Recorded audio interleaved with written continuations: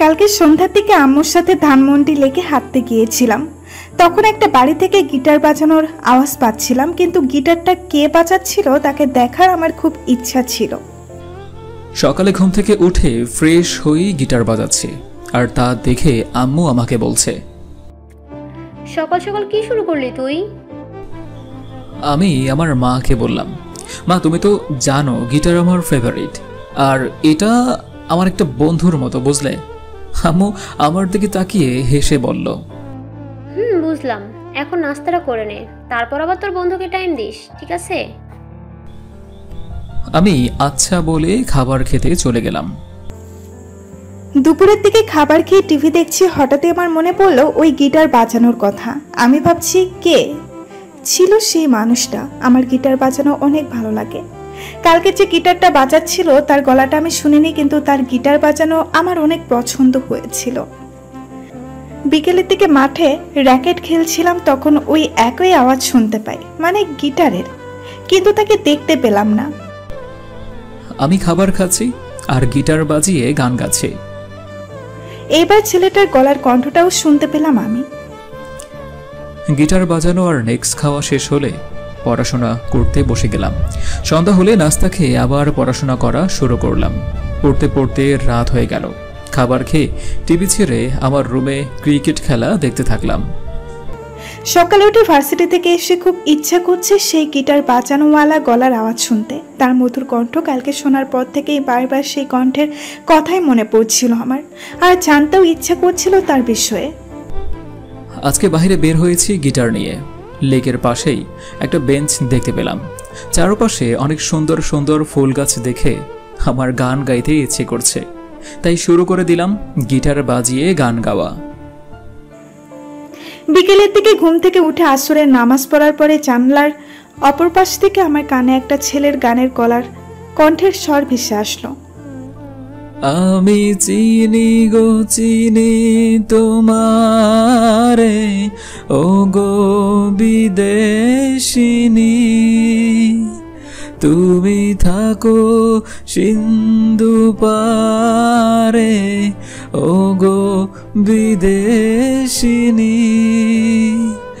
আমি চিনি গো চিনি তোমারে, ও গো বিদেশিনী। আমি জানালা খুলে তাকিয়ে দেখে একটা ছেলে গিটার বাজিয়ে আমার পছন্দের গান গাচ্ছে। আমি মুগ্ধ হয়ে তার দিকে তাকিয়ে গান শুনছি, কিন্তু তিনি বিপরীত দিকে ঘুরে থাকায় আমি তাকে একবারও দেখতে পেলাম না। গান গাইতে গাইতে আমার গলা শুকিয়ে আসছে, তাই আমি পানি খাওয়ার জন্য পাশে ফিরে বোতল নিতেই জানালা বন্ধ করার আওয়াজ শুনলাম। তাই পিছনে তাকিয়ে দেখি জানালা বন্ধ করা। ও, তাহলে এতক্ষণ ধরে কেউ আমার গান শুনছিল। আমি মুচকি হেসে মনে মনে বললাম, ছেলে হলে তো আমার সাথে কথা বলতো, তাহলে কি ওইটা মেয়ে ছিল? ওফ, বেঁচে গেলাম। আর একটু হলে আমাকে দেখেই ফেলতো, কিন্তু ছেলেটা অনেক সুন্দর গান করে। আমার কালকের গিটার বাজানোর কথা মনে পড়লো। আচ্ছা, এটা কি ওই গিটার বাজানো ছেলেটা ছিল? আমি ভাবতে থাকলাম এই বিষয় নিয়ে। আমি আমার মাথায় নিজের হাত দিয়ে একটা টোকা দিয়ে নিজেকে নিজেই বললাম, কি যে ভাবছি আমি। যাই, প্রায় সন্ধ্যা হয়ে গিয়েছে, এখন বাসায় না গেলে আম্মু আমার জন্য চিন্তা করতে থাকবে। শুয়ে শুয়ে ওই ছেলেটার কথাই ভাবছি আমি।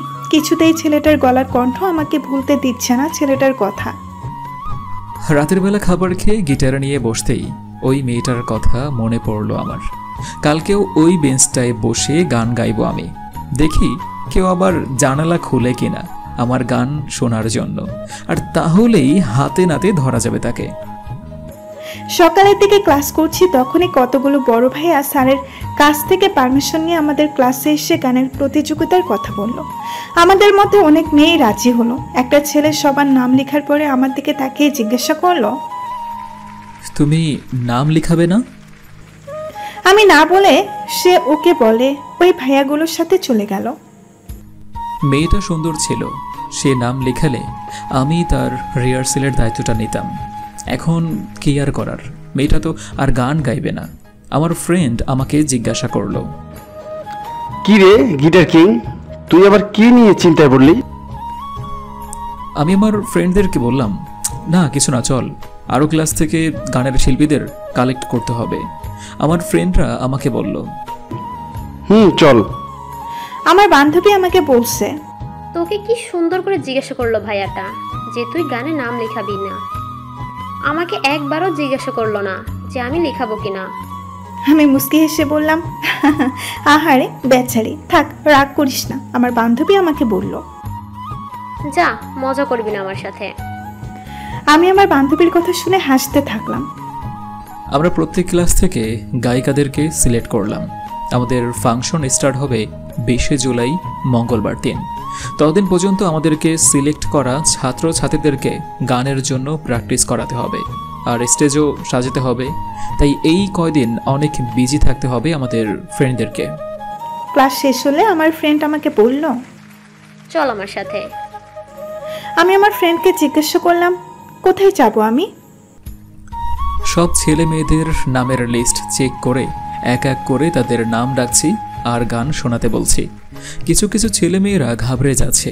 বুঝতে পেরে তাদেরকে আমার ফ্রেন্ডদেরকে দেখিয়ে দিয়ে বললাম, তোমরা ওদের কাছে যেয়ে আমার নাম বলে বলো যে তোমাদেরকে প্র্যাকটিস করাতে হবে। তারা আচ্ছা বলে আমার ফ্রেন্ডদের কাছে চলে গেল। আমার বান্ধবী আমাকে বলল আমি গানের রিহার্সাল করব, যদিও বা আমি নাম লিখাইনি, কিন্তু রিকোয়েস্ট করব যাতে আনারা আমাকে সিলেক্ট করে গান গাওয়ার জন্য। আমি আমার বান্ধবীকে জিজ্ঞাসা করলাম, তো আমি সেখানে যেয়ে কি করব? আমার বান্ধবী আমাকে বলল, তুই না গেলে আমি সাহস পাবো না সবার সামনে গান গেয়ে শোনাতে। আমি আচ্ছা বললেই আমি আর আমার বান্ধবী রিহার্সাল রুমে গেলাম। সবার শেষে একটা মেয়ে এসে আমাকে বলল, ভাইয়া আমিও গান গাইতে চাই। আমি তাকে জিজ্ঞাসা করলাম, তাহলে তখন কেন নাম লিখালে না তুমি? মেয়েটা আমাকে সরি বললে আমি তাকে বললাম, আমাদের আর কোনো ছেলে মেয়ে লাগবে না। আমার বান্ধবী আমাকে বলল, দোস্ত তুই একটু বলে দেখ না আমার নামটা যাতে লেখায় গানের লিস্টে। আমি বললাম, আচ্ছা আমি দেখছি। আমি আমার ফ্রেন্ডদের সাথে বসে ছেলে মেয়েদের গানের প্র্যাকটিস করা শেখাচ্ছিলাম। তখনই একটা মেয়ে আমাকে ভাইয়া বলে ডাক দিল। আমি তাকিয়ে দেখি ওই সুন্দরী মেয়েটা। জি, কিছু বলবা তুমি? আমি আমার ফ্রেন্ডকে ডাক দিয়ে তাকে দেখিয়ে বললাম, ভাইয়া আমার ফ্রেন্ড অনেক ভালো গান পারে, ওকে আপনি নিয়ে নিন আপনাদের গানের দলে প্লিজ। আমি সুন্দরী মেয়েটার কথায় না বলতে পারলাম না, ওকে বলে দিলাম। সুন্দরী মেয়েটা থ্যাঙ্কস বললে আমি মুচকি হেসে তাকে ওয়েলকাম জানালাম।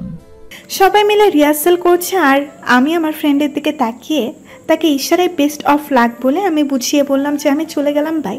সে আমাকে আচ্ছা বলে আমি ভার্সিটি থেকে বের হয়ে রিক্সা নিয়ে চলে গেলাম আমার বাসায়। আমি রিহার্সাল নিয়ে বিজি হয়ে পড়েছিলাম। পরে যখন মেয়েটাকে না দেখতে পেলাম তখন তার ফ্রেন্ডদেরকে জিজ্ঞাসা করলে সে আমাকে বলল যে সে চলে গিয়েছে তার বাসায়। আমি আচ্ছা বলে আবার রিহার্সালের দিকে মন বসালাম। বাসায় এসে ফ্রেশ হয়ে খাবার দাবার খেয়ে ঘুম দিলাম। বিকেল হলে নামাজ পড়ে জানালার দিকে তাকিয়ে আকাশ দেখছিলাম। তখন এই গানের গলার আওয়াজ শুনতে পেলাম। আমি গান গেয়ে আগে মানুষটার ধ্যান আনলাম আমার গানের প্রতি। এখন তাকে দেখার পালা। আমি গান শোনায় মগ্ন ছিলাম, এমন সময় একটা ছেলে ডাকার আওয়াজ শুনতে পেলাম। জি, আপনি কি আমাকে কিছু বলছেন? আপনাকে কোথায় যেন দেখেছি। আমিও আপনাকে দেখেছি মনে হচ্ছে। ও হ্যাঁ, ভার্সিটিতে। আপনার বাসা তাহলে এইটা? জি, আপনিও কি এই এলাকার আশেপাশেই থাকেন? আপনার পরিচয়টা কি জানতে পারি আমি? জি, আমার নাম শালিনী। আমার পরিবারে আমার আব্বু আম্মু, আমি আর আমার একটা ছোট ভাই আছে। আব্বু বিজনেসম্যান আর আম্মু হাউসওয়াইফ। আমি অনার্স থার্ড ইয়ারে পড়ছি এবার। আপনার পরিচয়? আমি অরিজিৎ। আমার পরিবারে আমার আব্বু আম্মু আর আমি আছি। আমি অনার্স ফোর্থ ইয়ারে পড়ছি। আর আমার আব্বু চাকরি করে আর আম্মু টিউশনি করায়। আপনার সাথে কথা বলে ভালো লাগলো। আপনার বাবা যেহেতু বিজনেসম্যান তাহলে নিশ্চয়ই আপনার বাবা অনেক বড় লোক, তাই না? থ্যাঙ্কস।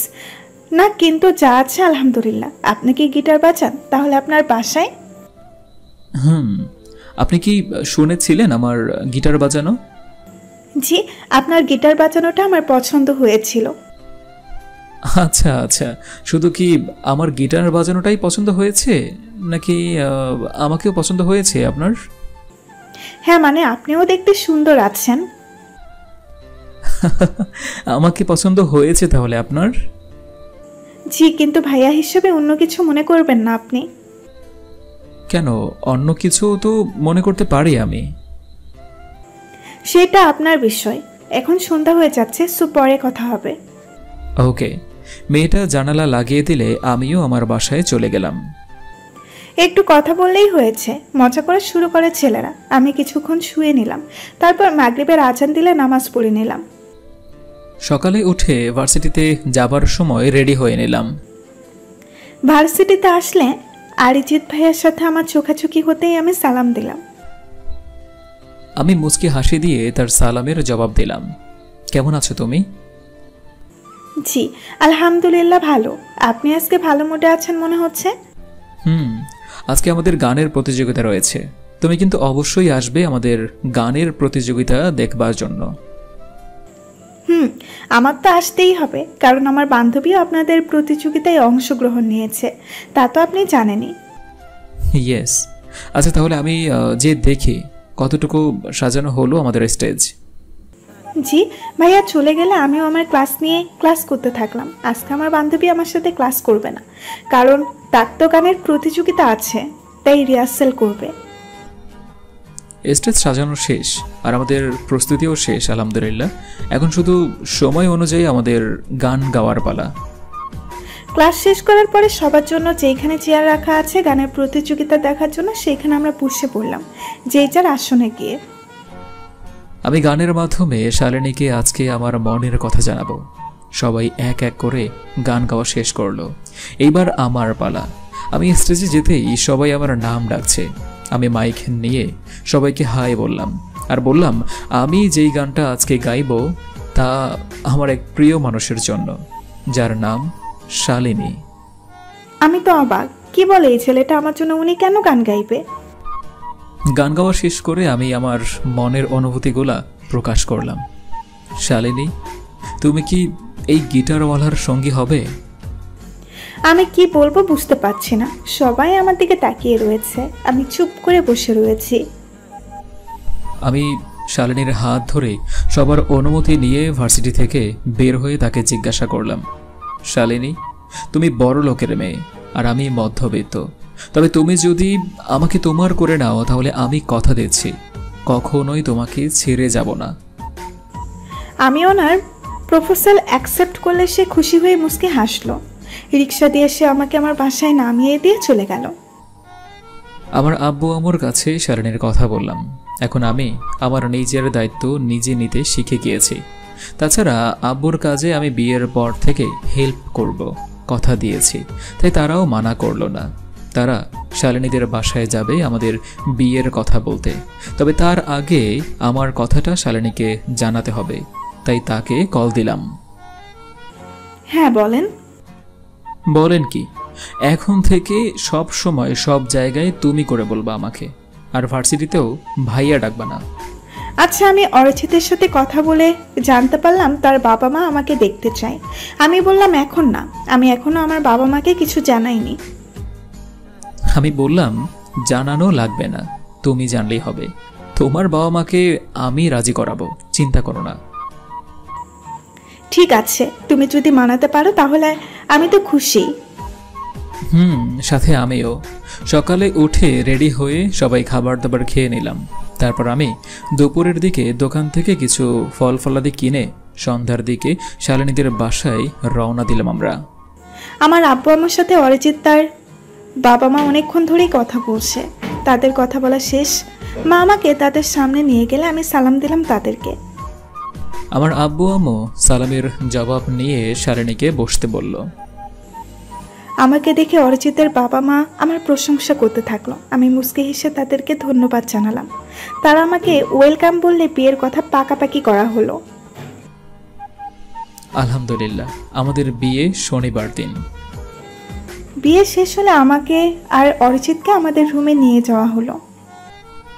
শালিনী আমার পাশে বসে রয়েছে। আজকে আমার ইচ্ছা পূরণ হয়েছে, আলহামদুলিল্লাহ। শালিনী, তুমি তো বড় লোকের মেয়ে, তুমি কি আমার সাথে মানিয়ে নিতে পারবে? তুমি এখন থেকে আমার সব, আমি তোমাকে কখনোই বলবো না আমাকে 1000 টাকার শপিং করে দাও। শুধু আমার যে জিনিসগুলো প্রয়োজন তা আমাকে কিনে দিলেই হবে।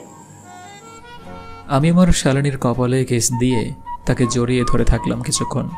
তারপর তার চোখ দুটোতে কিস দিলাম, তার গালে কিস দিয়ে তার ঠোঁটে আমার ঠোঁট ডুবিয়ে দিলাম।